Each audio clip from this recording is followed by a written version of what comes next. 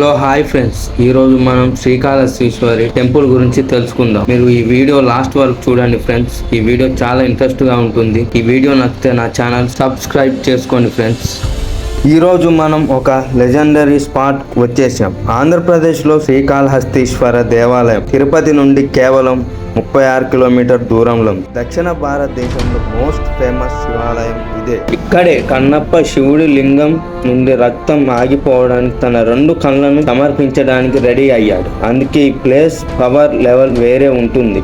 పంచభూత స్థలాలలో వాయువుని సూచించేది ఇదే. ఇక రాహు కేతు దోష నివారణకి ఇదే నెంబర్ 1 టెంపుల్. లోపలి ఆలయం 5వ శతాబ్దంలో కట్టారు. బయటి ఆలయం మాత్రం 11వ శతాబ్దంలో రాజేంద్ర చోళుడు తర్వాతి చోళుడు విజయనగర రాజులు డెవలప్ చేశారు. పల్లవుల కాలం నాటి శిల్పాలు ఇప్పటికీ రాక్స్ మీద కనిపిస్తాయి ఫ్రెండ్స్. కులోతుంగ చోళులు గోపురాలు ద్వారాలు కట్టారు. 12వ శతాబ్దంలో వీర నరసింహ యాదవరాయ ప్రకారాలు గోపురాలు కట్టారు. 1516లో కృష్ణదేవరాయలు 100 స్తంభాల మండపం ఎత్తైన గాలి గోపురం కట్టించారు. పగుళ్ళు ఉంటూనే రిపేర్ చేస్తూ ఉన్నారు. కానీ లైలా తుఫాన్ తర్వాత బీటలు బాగా పడ్డాయి. ముందు జాగ్రత్తగా చుట్టుపక్కల వాళ్లను తరలించడంతో ప్రాణ నష్టం తగ్గింది. కానీ 2 రోజుల తర్వాత 1929లో అచ్యుత రాయలు తన పట్టాభిషేకం ముందు ఇక్కడ జరుపుకున్నారు. 1912లో నాటు కొట్ట